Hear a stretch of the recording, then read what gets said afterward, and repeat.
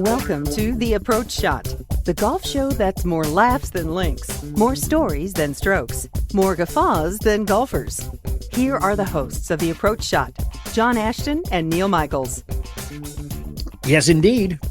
Once again, she's correct. It is us. I'm John Ashton. He is Neil Michaels. Are you like 3 months late with this? Well, collectively, who are we?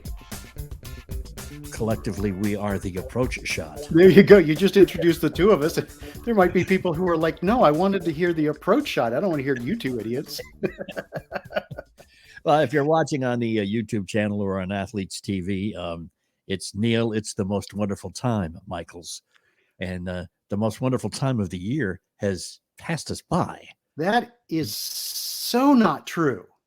So not true. And this is, do you see the giddy, ridiculous look on my face? You're just happy because the Major League Baseball season's about to start with all 162 games. It is true. Yesterday, the two parties that apparently care nothing about the fans decided, all right, we'll settle in on this. And we'll give the players, the rookies, $120,000 raise, which neither you or I got. But that's part and parcel of what happened, along with a bunch of other things. But it made me think that here we sit, first part of March 11th is when we're recording this, and the Major League Baseball season is about to start in about 3 weeks.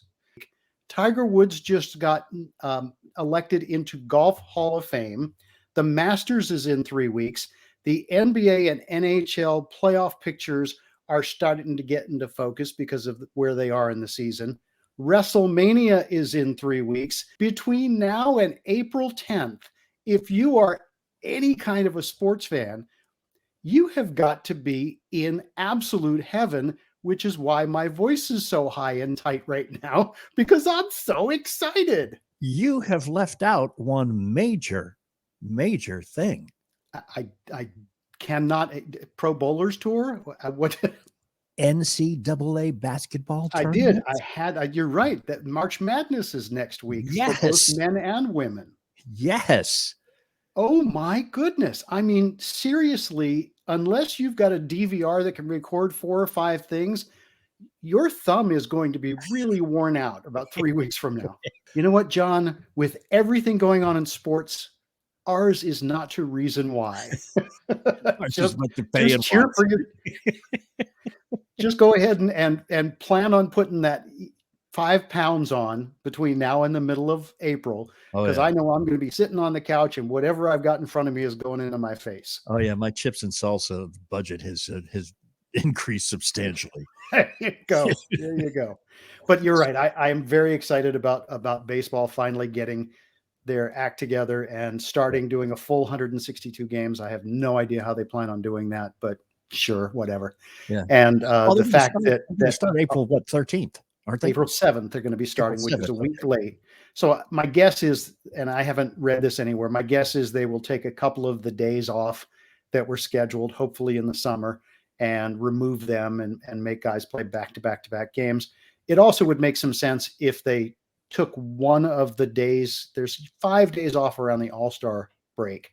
If they reduce that to 3 or 4, that would probably make some sense too. Yeah, or take some of the games and make them doubleheaders. Yeah, there you go. So baseball is back, but free agency craziness is going to start. The NFL free agency next week. I can't even imagine pulling up whatever ESPN on my phone or watching whatever sports channel on television and how they're going to compete for this guy moved. No, this guy moved. No, this guy moved. It's going to be nuts. So if you're looking for a business venture, you may want to start a moving company in a major league town. There you go. And of course, all of that going on at the same time as what we love about the NCAA tournament. Oh, this team just upset this team. Right. So what's the headline today? How many 5 versus 12 upsets will there be this year? That's right. And where it always happens. And what team between a number 12 and a number 16 somehow made it to the Sweet 16 or the Elite 8? And who's the Cinderella this year? I just can't wait. I know it's my favorite time of the year. We do have a suggestion for you. We appreciate you listening intently on whatever podcast app you are listening on, your favorite. we're on them all. But if you are checking out the video version of this, you can see in the bottom of the screen that we're asking you to subscribe either to our feed on athletes.tv or on weekendgolfguys.tube. We are available on both of those particular locations. We would appreciate it very much. And once again, today, we are the trending video on athletes.tv in the golf section. So and isn't that just so cool? Huh? That is very cool. I love what you had said last week about it, that one of your daughters said, "Oh my gosh, Dad, that's so cool." And the other one was like, "Yeah, okay." Yeah. So, and I picked her up on it. She said, "Dad, I just expect you to be number one. That's why it doesn't excite me anymore." When you, oh, and suddenly she's your favorite. Good save, darling. Good save. But we are not only excited about baseball because the work stoppage or whatever, lockout, whatever you wanted to call it, is done, over, the season's coming up, but we have a baseball icon on the show today. I would not put it past anyone to call him a legend. He certainly is a legend in Atlanta, but he's, this guy, first of all, he should be in the Hall of Fame. He's not. The sports writers who have not voted for him are all morons. Mm-hmm. And if I had a vote, it wouldn't have taken me this long, but hopefully he will get in someday. But he did get into the approach shot. We have Mr. Brave, number 3, Dale Murphy, joining us here on the approach shot, and we couldn't be more excited. That's right. And as it says at the bottom, Dale Murphy is next. Hang out with us here on the approach shot. And thanks for hanging and coming back. This is the approach shot. I am John Ashton. He is Neil, the show's MVP, Michaels, in his own humble yet nevertheless expert opinion. He has esteemed himself. That would be most Vixen player. Oh, okay. Listen, I'm going to take over here for a second. Okay. Because I'm going to geek out here just a little bit. All right. Everybody knows that I was born and brought up in Boston. Yeah. And have been a dyed-in-the-wool Red Sox fan my entire life, still am. Yeah. I moved to Atlanta in 1982. And I said, well, what the heck? The Braves are in the National League. They used to play in Boston. I can root for them and be a big fan. And I did. I became a big fan. I worked for a company that had tickets. I used to use them a lot. There was a guy that I thought was one of the best baseball players I had ever seen in my life. And I became a great fan of not just the Braves, but of Mr. Dale Murphy, number 3. And we have him on the show today. I don't know what to say now. I'm done. I'm done, man. That is great. Thank you so much. And, I've known quite a few Red Sox fans. And for you to, I'm sure you still got your American League Red Sox fanship, as we call it.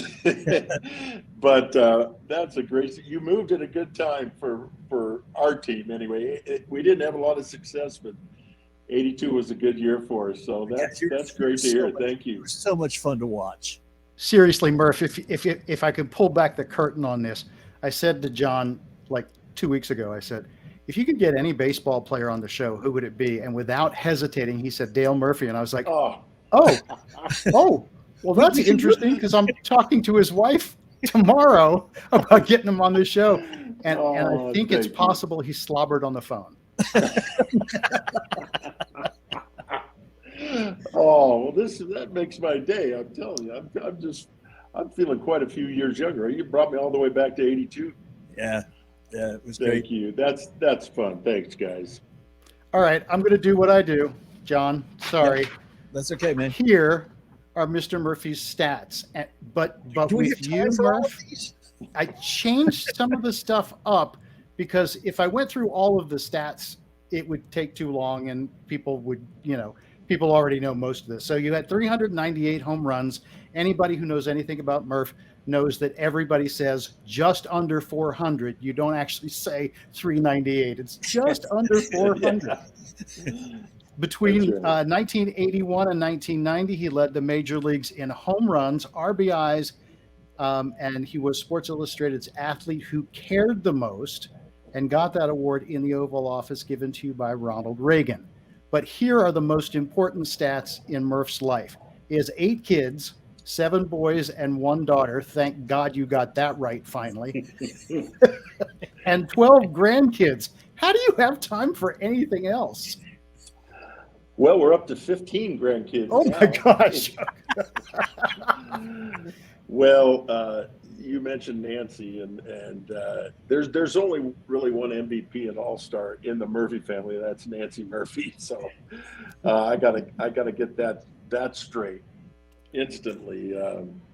She's an amazing mom, amazing grandmother, and amazing wife. She's put up with a crazy career in baseball and raising kids, and now she keeps me organized in all my post-career things, because without her, I definitely would be lost, and I probably wouldn't be on your show today. So you probably would have sent me an email that would have gone into cyberspace somewhere.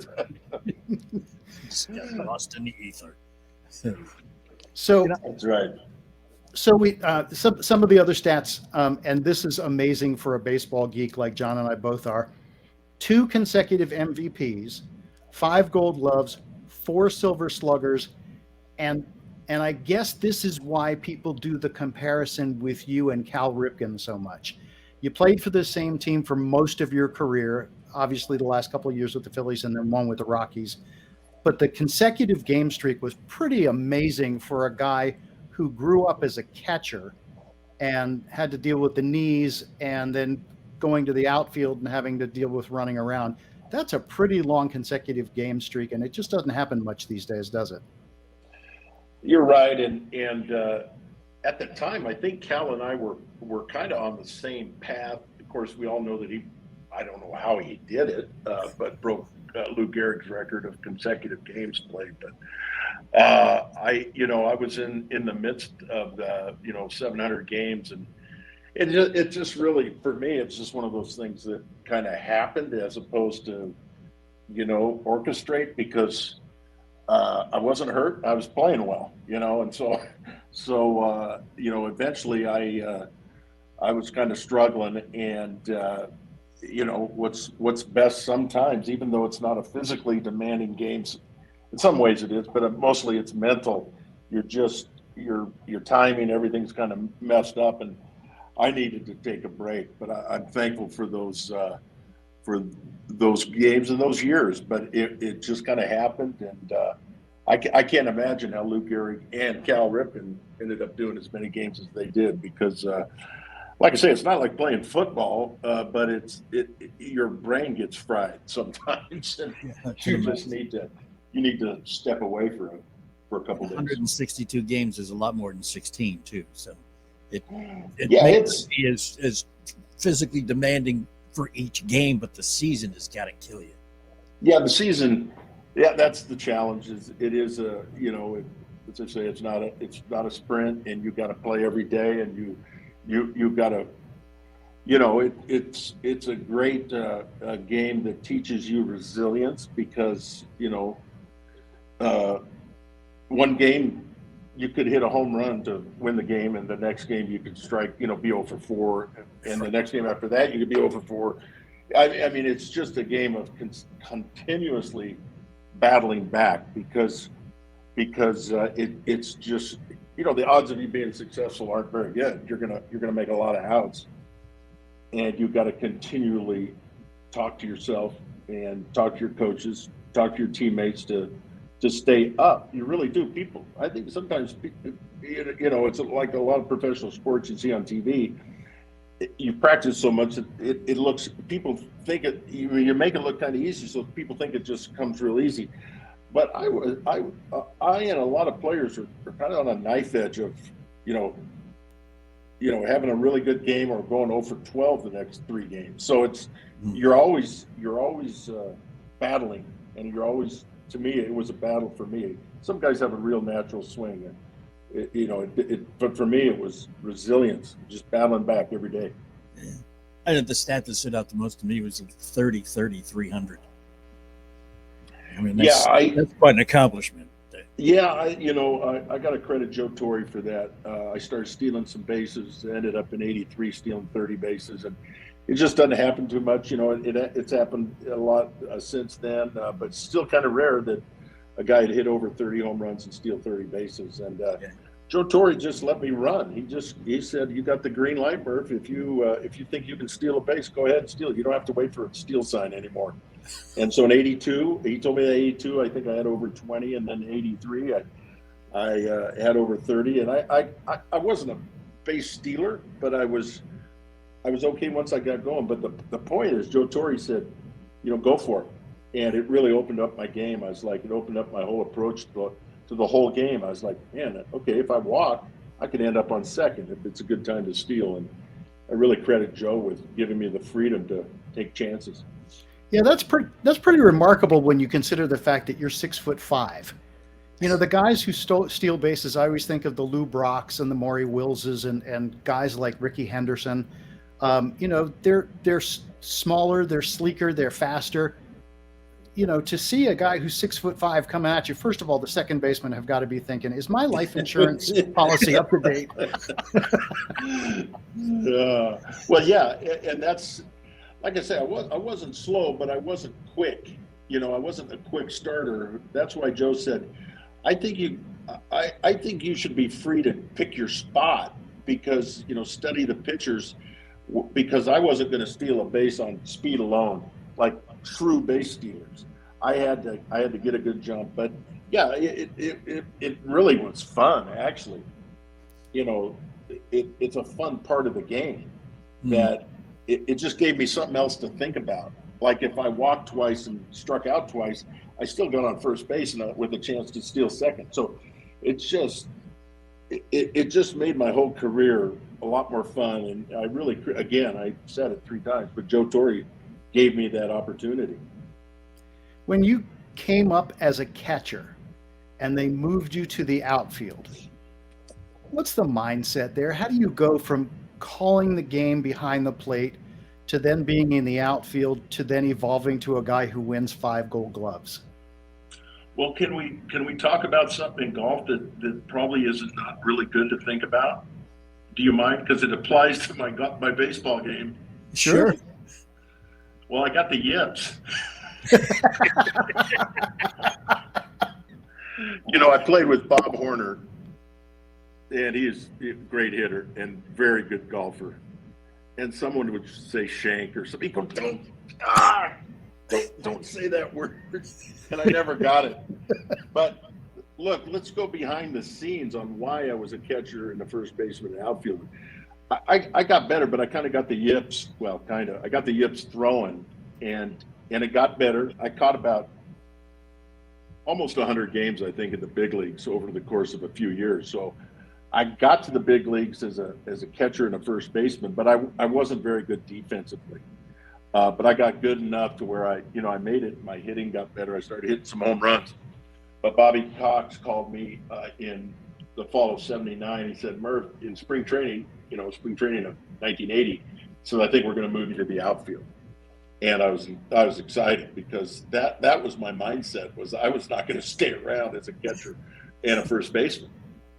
But I got in the outfield. It settled me down. I just, it was a position where I was like, wow, I can play out here and I can stick.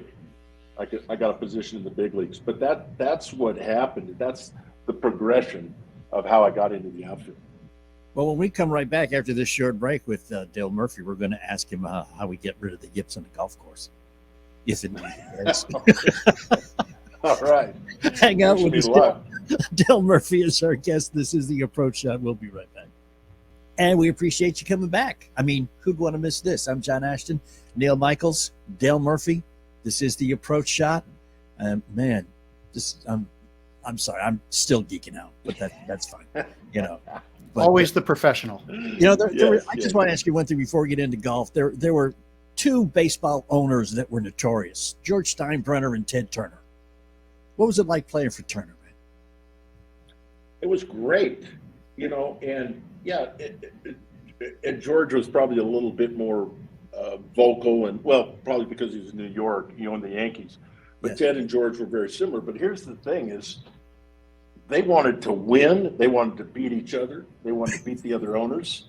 And they just were, uninhibited and loose with what they said. But they took care of their players. They signed free agents. If you're a fan of the team, you want Ted Turner to own your team. If you're a fan of the Yankees, you want George Steinbrenner because when you have that face of the franchise, which is a little more difficult now because the cost of owning a franchise, we're kind of, I miss those eras where you had owners that wanted to win, a lot like Mark Cuban. He's the face, he wants to win, and it's good for the team, it's good for the game. Playing for Ted was great, but he'd come into the locker room and I'd be in a slump. He'd go, you knew when he was there. He'd go, Murph, yelling across the locker room, don't worry about that slump you're in. Like great. He goes, don't worry about that slump you're in. You're saving me a lot of money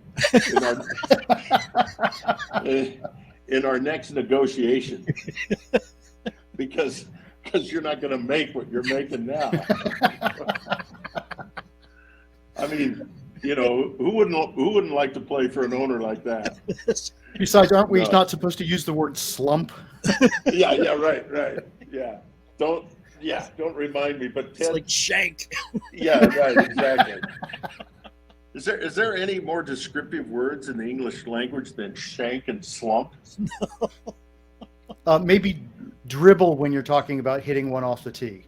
Yeah, there you go. Dribble. Dribble is yes. Worm burner. I have a friend of mine played in major leagues. Vance Law, son of Vern Law, great pitcher. And Vance described a slump like this. He said it's when you dig into the batter's box and you tap the plate and you look out at the pitcher, and all you see behind the pitcher is one big glove. No matter what happens, it's going in a glove.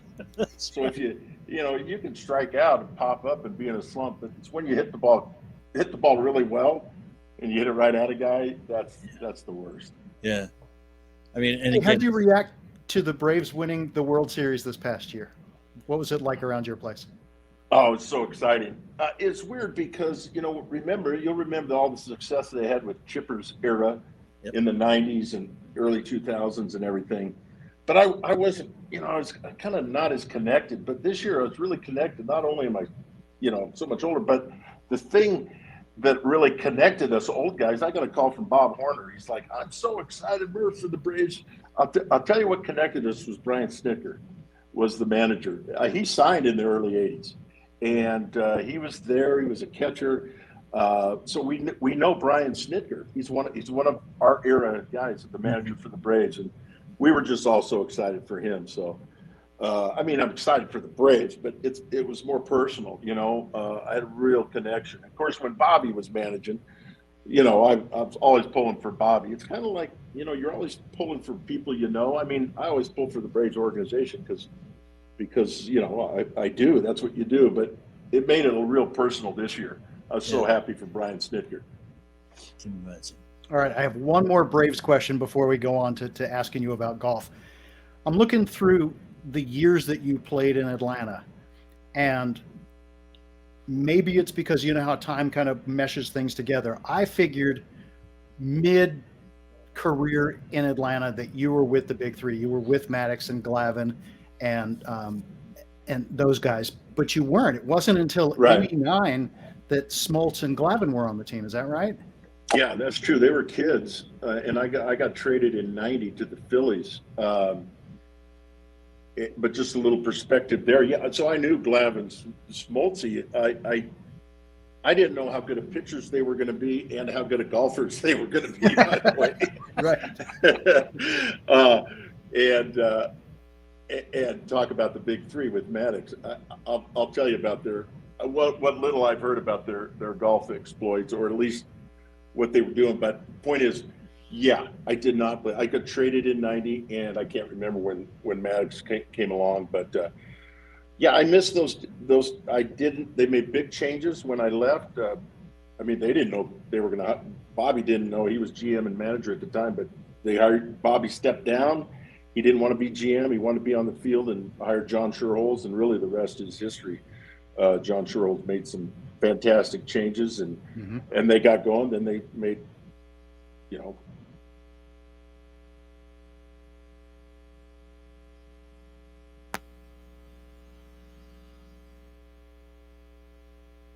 You guys still there? There we are. Did I get cut off? Still there. Yeah. So where was I? So they made some great signings and Greg Maddux, and then they became the big three. Yeah, it's amazing. Yeah. Phenomenal. So Smoltz is a hell of a golfer. I didn't know the other two were. Oh, I'm not going to tell him. I'm not going to tell him you said that. Okay. He doesn't need to hear that. How's your game? How's my game? Is my video still working before I answer that? Yes, it is. Yeah. Okay. How's my game? Okay, so I am back into golf. I'm one of the guys that I didn't play that much. See, that's the thing with Smoltz and Glavine and Maddux. When you play every fifth day, I mean, of course you're going to be a good golfer. You know, they talk about how good they are. When they would go on a road trip, there'd be 12 golf club bags on the flight. But you know what was interesting is they told the Braves and the pitching coach Leo Mazzoni and Bobby, they were excited that those guys would get up and do something instead of sit around. So it was encouraged, but I'm kidding. But anyway, my golf game is coming back. I love the game. I'm one of these guys that through during COVID, I kind of sat around and I was like, you know what, I should be golfing more. And so I'm back in. I'm practicing. I'm okay.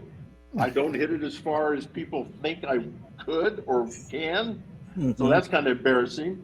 But I don't swing that hard. I don't have very good club speed anymore, you know, number of things. But the bottom line is I love the game. Nothing like it when you hit a shot that you planned on. Yeah. And I love to watch golf. I read about it. I love it. I'm back in. Do you have to play in many like pro-ams or? Well, now that I'm back in, I'm going to start. I kind of took a hiatus, but I'm going to be at the Regions in Birmingham Champions Tour Pro-Am. So. Oh, cool. Yeah, I'll be there, and Charles Barkley's going to be there. Nick Saban, maybe Tim Tebow. I don't know who else. Nick Saban's a damn good golfer too. Yeah, he's going to be there. They say he's there every year at that one. So, I'm really looking forward to it. I mean, it's going to be it's going to be a challenge playing in front of people. Yeah, I'm like a lot of people. I'm good on the driving range. I can cut it. I can hook it. I can put it where I want. So it's going to be fun, though. Really looking forward to it. It'd be great. We've talked to numerous older retired pro athletes who play golf now, and that's the overriding theme is that most of the people on their team expect them to be able to perform at a much higher level than they're capable of performing at. Hey, I got Murph. Murph's going to be my foursome. 3 or 4 holes in, it's like, hey, Murph, why don't you tell us some stories? Because obviously you're not carrying the team. Oh, man, you're exactly right. It's just such a hard game. You know, they talk about what's the hardest thing to do, hit a golf ball or hit a baseball. Look, I'm going to make contact every time with a golf ball. So what's harder? That's not the question. The question is what's harder to make a living at? There's no question. It's golf. I mean, the game's impossible. These guys, you know, you watch them on TV, and I'm stunned because I've tried it. Yeah, baseball's hard, and the guy throws a curveball, but you know, making a living at golf, I think is so many challenges to the game and competition. You know, baseball players sign 3-year guaranteed contracts, all that kind of stuff. This game is so demanding, and that's why it's so fun, because it's unapproachable, you know, perfection. And when you hit one within 10 feet, notice I didn't say 5 feet. It's unreal. There's just nothing like it. It's a great game. I love courses. I've been to Bandon, Dunes. I'm from Oregon. I mean, I don't think there's anything more. I don't think baseball stadiums are that cool. Wrigley and Fenway are cool, but a golf course, I mean, the architecture, it's an incredible experience. Played the old course with my dad in St. Andrews, and a million years ago. And funny story, I was there. My dad was still working, and me, my mom, and my sister took a train up to Scotland, and my mom says, "Hey, just go play tomorrow. Dad won't be here."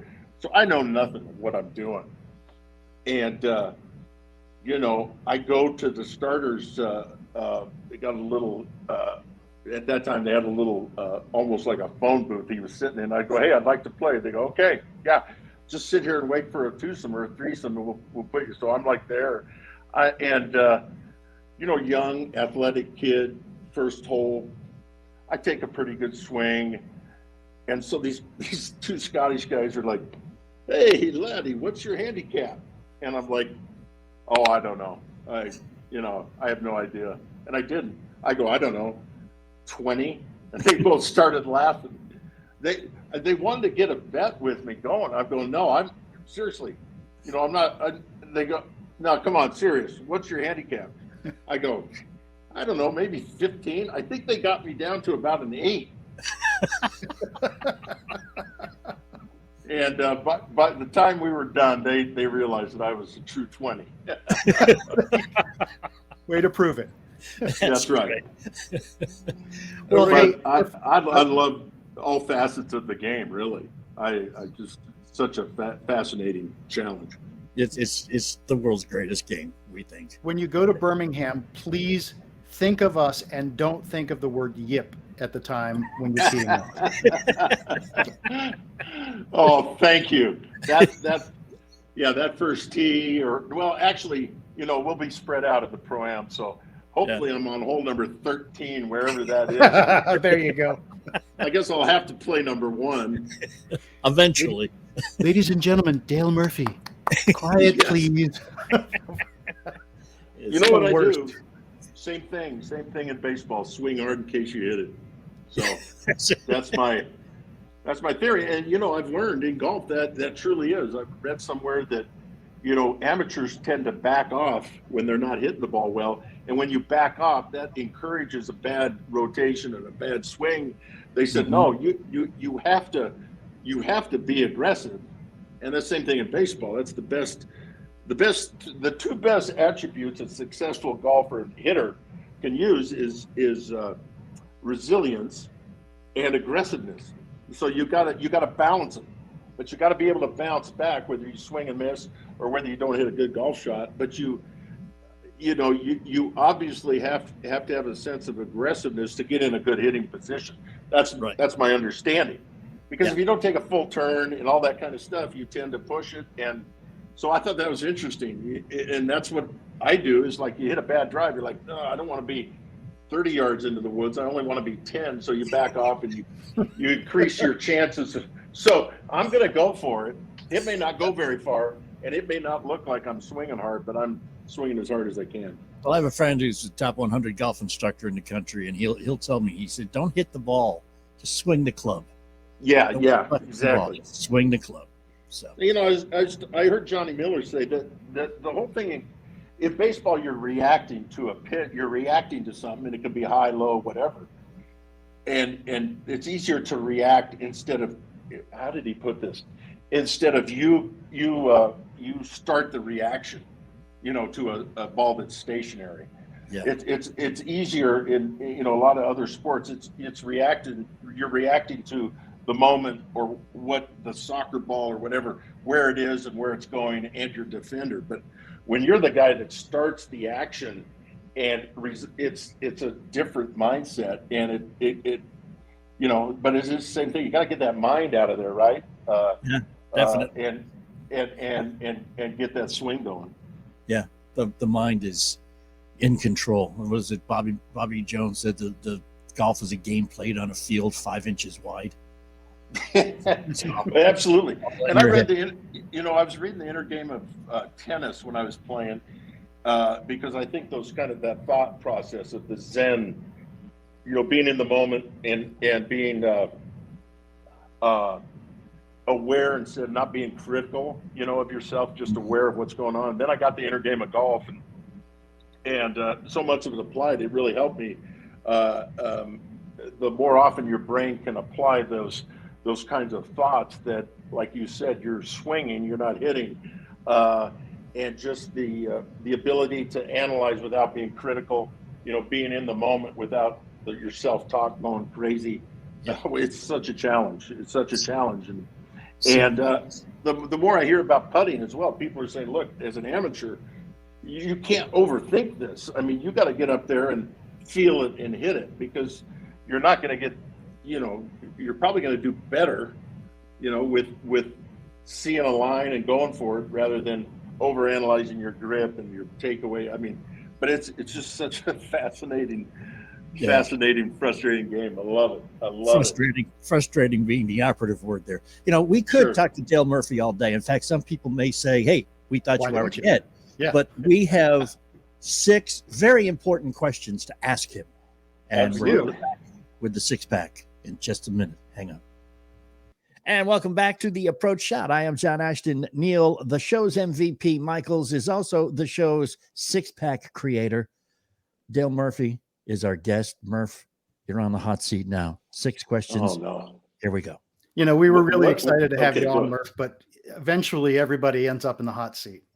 So we got 6 questions for you. We want you to give us the first answer that comes to mind. No thinking about it. If you're thinking about it, you'll hear this. That's not good. That means that we caught you. So I need. Yeah. Okay. So we're going to fire them off, and you just give us your first answer. Yeah. Okay. So my high school coach used to say, "Stop thinking, Murph. You're hurting the ball club." Okay. So I have to react, and if I pause, I'm going to. Okay, I'm ready. Well, yeah. I think. I'm ready. We're going to ease you into this. Question 1. A lot of your fans may have forgotten that not only were you a power threat, having won 4 Silver Sluggers, hit 398 home runs, but as we talked about, you also stole 161 bases with a successful steal rate of 70%. Did you even remember that? I'm sure you get asked all the time, what's your most memorable home run? But Dale, what was your most memorable stolen base? Oh, well, that one's easy. I got off on 1983. I ended up stealing 30 bases. So that 30th stolen bases was, because it's kind of unusual to hit over 30 home runs and steal 30 bases. It's the 30-30 club. So that was a fun year. There you go. Excellent. All right. I said we eased you into this. Question 2. Yeah. Murph, living or dead, who would you like to have dinner with and talk sports? Oh gosh. Jack Nicklaus. Mm-hmm. I mean, I can name 5 guys, but since we're talking golf, Jack came to my mind. Go ahead. Give us some of the others. A teammate of mine, Ted Simmons, who's in the Baseball Hall of Fame now, one of the best minds in baseball I've ever met or played with. I played with him for a couple of years. A race car driver, Dale Earnhardt, because I find that sport fascinating. And okay, so I think I'll pick a basketball player. I will go with in basketball, Steph Curry, my favorite player right now. And growing up, my favorite, one of my favorite players, John Havlicek. Yes. as I you got said, that growing Boston up. connection in there. Yeah, there you go. Appreciate As it. you said, growing up, I could hear you say Havlicek before you said it. It just seems like that kind of guy. All right, question 3. Here's a golf question. Dale, what is your most memorable putt? Probably about okay, let me think of my most memorable putt. I'd probably say about my last putt on the old course on 18 with my dad. I think I sunk it for a nice 9 or 10. I can't remember. I can't remember. It's like But the that's old not joke. important. How'd you get a 10 on that hole? I missed the putt for 9. That's what I'm thinking now. I watched the Open, and they're playing the old course. I'm like, that fairway, first of all, it's a mile wide, right? Am I wrong? No. Well, you may be exaggerating a tad. But it's a wide It open is. fair. I think I hit the fair, but who knows what happened after that.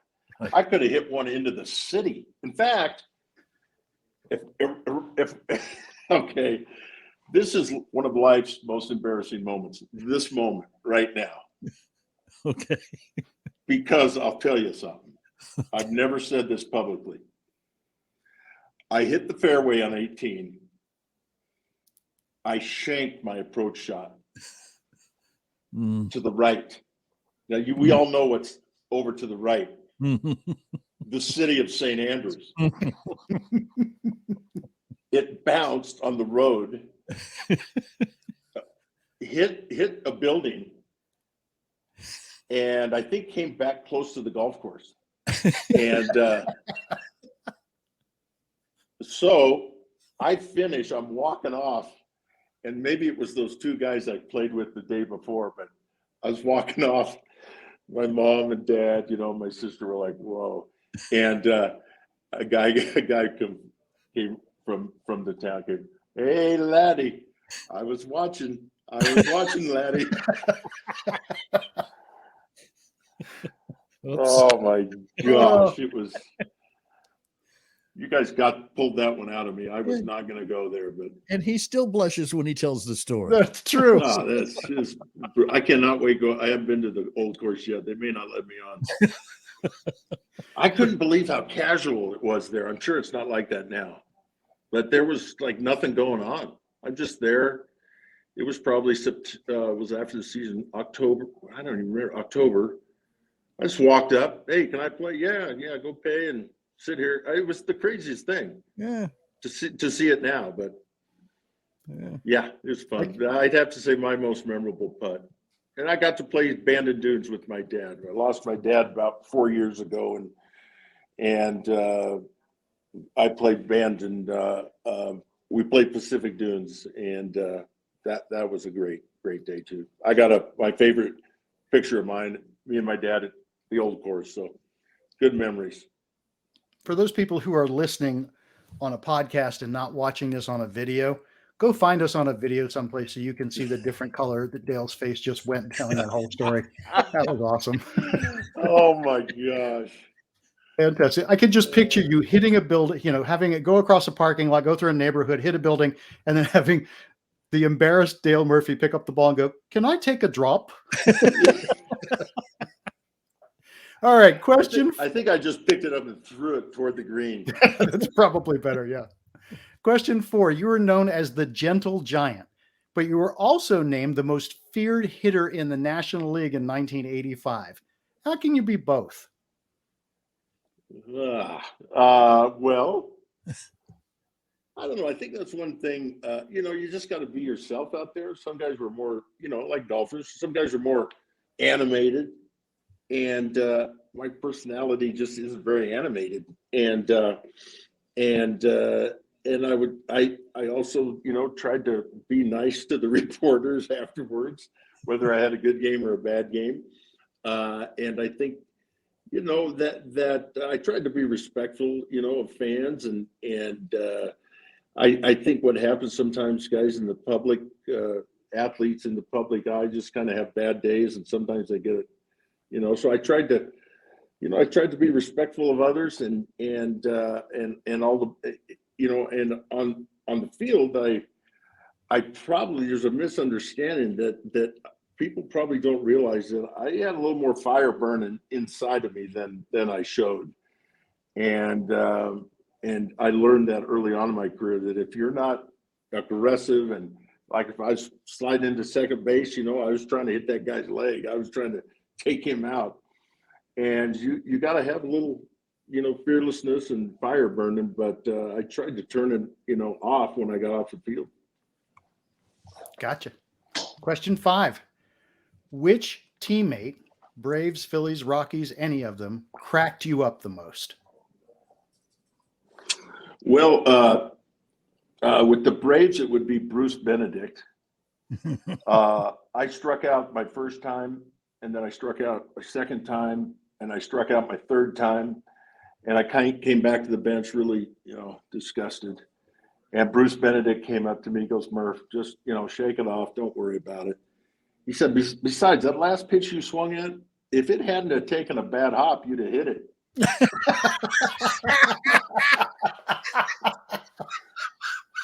It was a lot funnier now than it was then. And I'm Philly. I played with John Kruk, so that and I talk to Bruce Benedict every once in a while. Still talk to John Kruk, and he was a character, and I love that guy. And we all think we're comedians. It's kind of like to ease the tension. We all think we're funny, and we make fun of each other, and the sarcastic humor reigns in the clubhouse. So there's a number of guys. I'd have to think for a while, but there's a number of guys that are actually funny. Most of us think we're funny, but Bruce always had a good sense of humor, and so did John Kruk. Love it. Cool. All right, question 6, and we ask this of everybody who comes on the show. Since we are the approach shot, Dale Murphy, in your approach to life, what one rule do you live by? The one rule that I live by, I'm always, I would say, priorities is you really have to, in life, you really got to sit down and think to yourself, what is your priority? What comes first? What's going to come first? There are times, I'd like to be with my family every day. Well, that can't happen. But it's what I wish I could do, and that's my priority is Nancy and our kids. And so it kind of forms a foundation is, okay, I know what's most important. And then all these other things are kind of fun. And, like baseball, it was fun and you get some adulation, but it's over. I was done at 37. If you're going to live off of that for the rest of your life, that's going to be a tough way to go. Because I was at spring training when Chipper was still playing, and I was retired for about 10 years, and I'm signing an autograph, and a kid goes, "Dad, who is this?" And the dad goes, "Oh, son, this is Dale Murphy. He kind of used to be like Chipper Jones for the Braves." And the kid goes, "Really?" And I'm like, and kid goes, can he go in the locker room and get Chipper's autograph for me? So, it's like, you think people, it just isn't what you are. It isn't who you are. Yeah. It's what you got to do for a while. But who are you? What's your priority in life? And what's the thing that is going to last forever? And I believe that. My faith tells me we're going to be a family together. And so, and that's what's lasted past baseball and will last forever is our family. So, it's what your priority is. You got to have a serious talk with yourself and figure that out. Very cool. Excellent. Dale Murphy, you are off the hot seat. Well done, sir. Thank you. There you go. I thought you were going to say, since it's the approach shot, you got 143 with a little wind in your face to number 18 at Augusta. What are you hitting? I get that. I'm You glad know, you- I get I that don't know all what the, I'm hitting. I get that all the time on Twitter. Somebody will say something like, "You're 100 yards from the green, and the Yeah. wind is in your face, and all this kind of stuff. What do you hit?" And I always say the 19th hole because it's the safest answer. I would hit whatever my caddy tells me to hit. Let me just give a plug for golf. Sure. Every sport needs this, and golf needs. We need that caddy player conversation mic'd up more, because I think it's one of the that and the conversation between the spotter and a NASCAR driver. Those conversations are so fascinating. I love it. And when the boom mic picks it up, I think it's fascinating. But I think the player and caddy that figure out and golf in general, when they figure out, all they got to do is someone's going to say, I'll mic myself up, and me and my caddy are going to turn it off when we don't want anybody to listen. But I'm living for the day when they are mic'd up. I don't know why that came to my head. I just wanted to get that plug in for mic'd up caddies and players, because I think that is psychological, physical. These caddies are geniuses. They're doctors. Like I said, they're psychologists. I just think, I don't know. You guys, what do you think? We've had a couple of them on the show, and they will agree with what you've just said. Their job is not just to tell them what club to hit, but to keep them calm, to keep them focused, and basically just be like mom out there for them.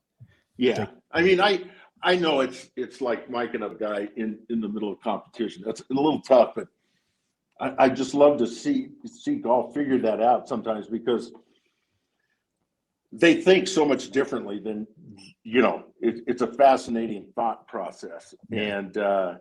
And when we get a little glimpse of it, I know, like when the Tiger and Phil did their thing and they're mic'd up all the time, that's not really what's going on, No. It's fun, but man, all sports, whenever they do a mic'd up segment, it's fascinating. But I think golf caddy relations is the most fascinating.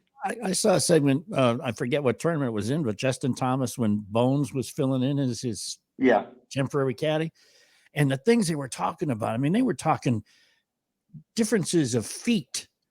Yeah. I mean, how long, is it 30, is it 97 yards, or is it 97 and a half yards? What difference does it make? I mean, I know it's like, I just want to get it close. Put it on the green, please. Yeah. It's so fascinating.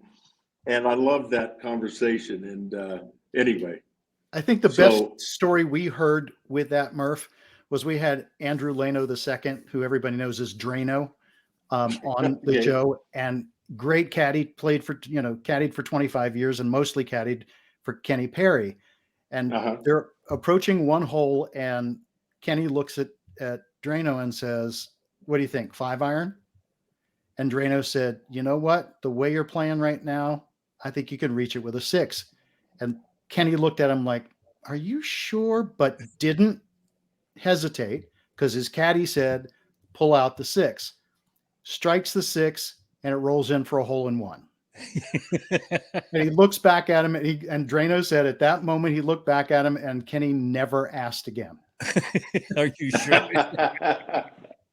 Oh, I love it. Yeah. I love it. Well, the few times I play with the caddy, like at Banded Dunes, plus it's helped. I mean, I was like, it's gonna break that way? You sure?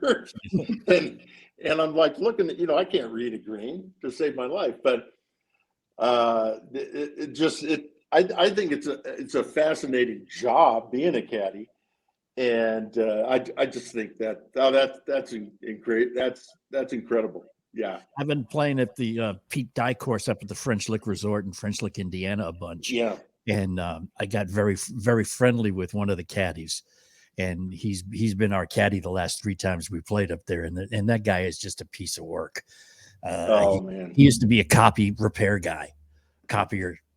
man, and now he's like 58 years old, and he just spends his days up there at the golf course, and he knows every shot, he knows every break and every green, and knows every place the ball. And the thing with the Pete Dye course up there is Pete is diabolical in the way he designs his courses. You can't see crap from the tee. You have no idea where you're going. And he'll tell you, he says, you aim at that sand trap over there on the right. And you go, no, you're crazy. There's no, he goes, aim at the sand trap on the right. Do it. And you do it, you're fine. You don't do it. And he goes, hey, I told you, and it's a 30-foot drop down into the rough you're in, and it's like, okay, I will pay attention to it from now on. They're remarkable. Do you think some caddies are better green readers than the players? I think so. I mean, I know they all can read a green, but I hear on the broadcast occasionally they'll say, yeah, so-and-so's getting one of the best, green readers as a caddy there is. And I guess that's just another element of the game. It just blows my mind. Yeah. It's one thing getting to the green, and then you're like, oh, dang. Yeah. I got to the green. And over 40% of your shots are on the green, hopefully. Oh, I know. It's fascinating.